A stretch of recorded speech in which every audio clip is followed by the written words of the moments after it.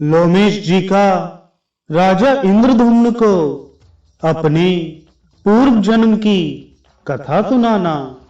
लोमेश जी ने कहा, कूर्म, तुम्हारा कथन उचित ही है। राजन, तुम्हारे मन में क्या संदेह है, सो बताओ।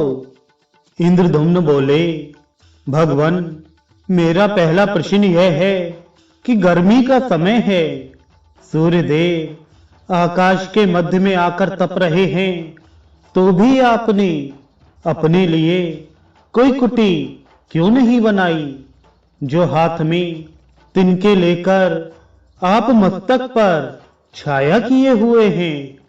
लोमेश जी ने कहा, राजन, एक दिन मरना अवश्य है। यह शरीर गिर जाएगा, फिर इस अनित्य संसार में रहने वाले मनुष्यों द्वारा किसके लिए घर बनाया जाता है। दांत चले जाते हैं, लक्ष्मी चली जाती है, तथा यौवन और जीवन भी चला जाने वाला है। यह जो कुछ दिखाई देता है, सब अत्यंत क्षणभंगुर है। ऐसी दशा में दान करना ही मनुष्यों के लिए सर्वोत्तम ग्रह है। इस प्रकार संसार को असार और चलायमान जान लेने पर किसके लिए कुटी आदि का संग्रह किया जाए।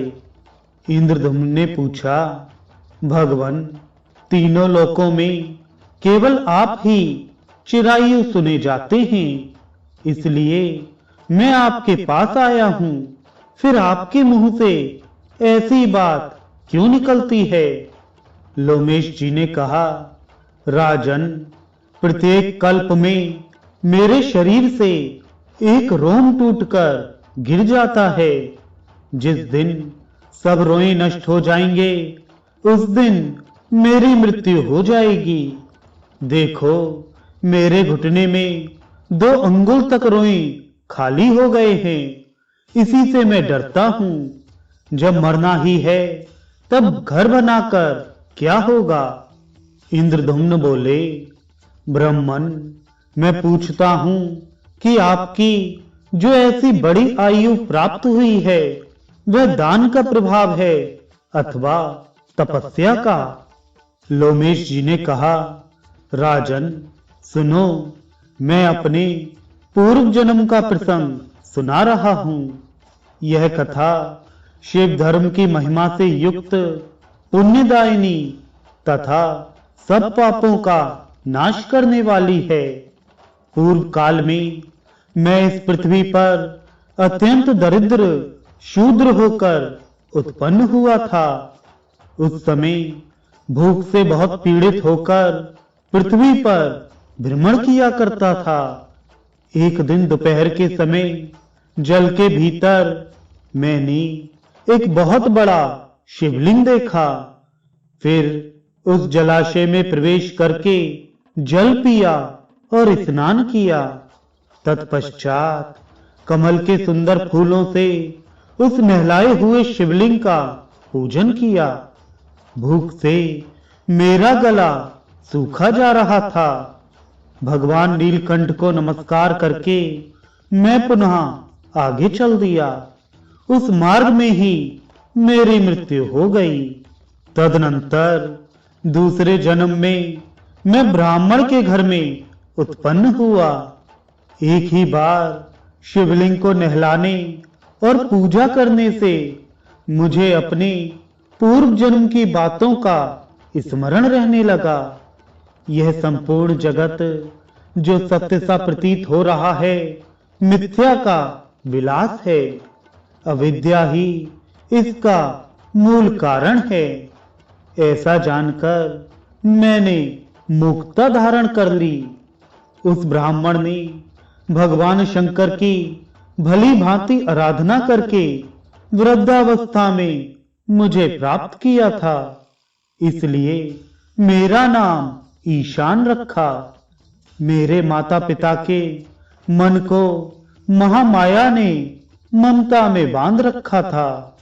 वे मेरा गूंगापन दूर करने के लिए नाना प्रकार के मंत्र, यंत्र तथा दूसरे उपाय भी किया करते थे। उनकी वह मूर्ता देखकर मुझे मन ही मन हंसी आती थी।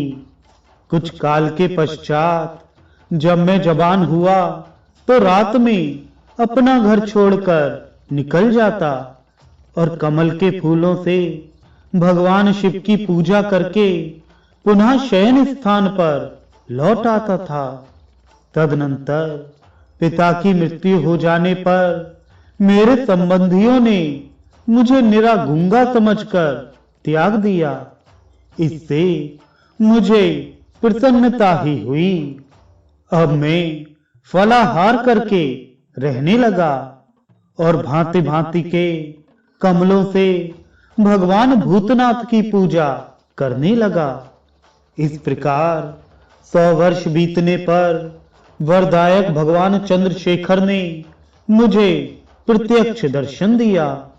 उस समय मैंने याचना की, भगवान मेरी जरा और मृत्यु का नाश हो।